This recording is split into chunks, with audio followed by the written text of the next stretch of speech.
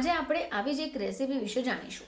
જો તમે બનાવીને મહેમાનોને ખવડાવી દીધી તો મહેમાનો તમારાથી ખુશ થઈ જશે. નમસ્કાર દર્શક મિત્રો, ખબરછટ.com પરથી હું દૃષ્ટિ આપ સૌનું સ્વાગત કરું છું. દર્શક મિત્રો, જ્યારે પણ આપણા ઘરે કોઈ ફંક્શન હોય, ફેમિલી આવતી હોય અથવા તો આપણા મિત્રો આવતા હોય તો આપણે નવા પ્રકારના વ્યંજનો બનાવતા હોય છે. પરંતુ અમુક વાર એવી રેસિપીઝ હોય છે કે જેને જો તમે ટ્રાય કરશો તો ચોક્કસપણે આવનાર મહેમાનો તમારા દીવાના થઈ જશે. તો આજે આપણે આવી જ એક રેસિપી વિશે જાણીશું. જો તમે બનાવીને મહેમાનોને ખવડાવી દીધી તો મહેમાનો તમારાથી ખુશ થઈ જશે. તો ચાલો જાણીએ કે આ કઈ રેસિપી છે. તો આપણે વાત કર્યા છે ક્રિસ્પી કોબીજની કટલેટ વિશે. તો તમને જાણી નવાઈ લાગશે કે કોબીજમાંથી તમે આટલી સારી રેસિપી ટ્રાય કરી શકો.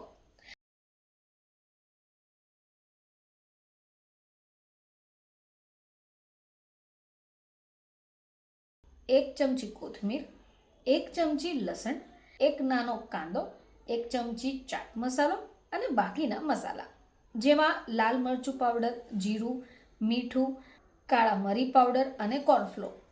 તો સૌથી પહેલાં તમારે કોબીજને સારી રીતે પાણીથી ધોઈ કાઢી એને નાના નાના કટકામાં કટ કરી દેવાનું છે. હવે આમાં જ તમારે ઝીણી સમારેલી કોથમીર, ઝીણો સમારેલો કાંદો અને લસણને એડ કરવાનું છે. હવે આ બધો જ મસાલો મિક્સ કરી દો અને ઉપરથી ચાટ મસાલો, લાલ મરચું પાવડર, જીરું, મીઠું, કાળા મરીનો પાવડરને મિક્સ કરો. હવે તમારે એક બેટર રેડી કરવાનું છે. આ બેટરમાં સૌથી પહેલાં તમારે કોર્નફ્લોર અને અડધો રવો નાખીને એને સારી રીતે મિક્સ કરવાનું છે અને ધીમે ધીમે બાકીનું નાખી એને મિક્સ કરી દેવાનું છે. હવે આ મિશ્રણ સારી રીતે હલાવી તમારે મિક્સ કરી એને 10 મિનિટ માટે છોડી દેવાનું છે.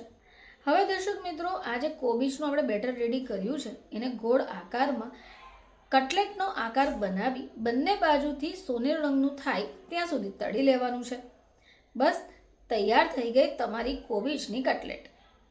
તમે ઈચ્છો તો આ કટલેટને ગ્રીન ચટણી અથવા કેચઅપ સાથે પણ સર્વ કરી શકો. જ્યારે તમે કટલેટ તળીને તૈયાર કરો ત્યારે એને એક ટીશ્યુ પેપર ઉપર કાઢી દો, જેથી એક્સ્ટ્રા તેલ હશે એ નીકળી જશે. દર્શક મિત્રો, આ રેસીપી જો તમે ઘરે બનાવીને ટ્રાય કરશો તો તમારા મહેમાનો પણ ખુશ થઈ જશે. ફરીથી તમારી સમક્ષ હાજર થઈશું. ત્યાં સુધી જોતા રહેજો ખબરછટ.com.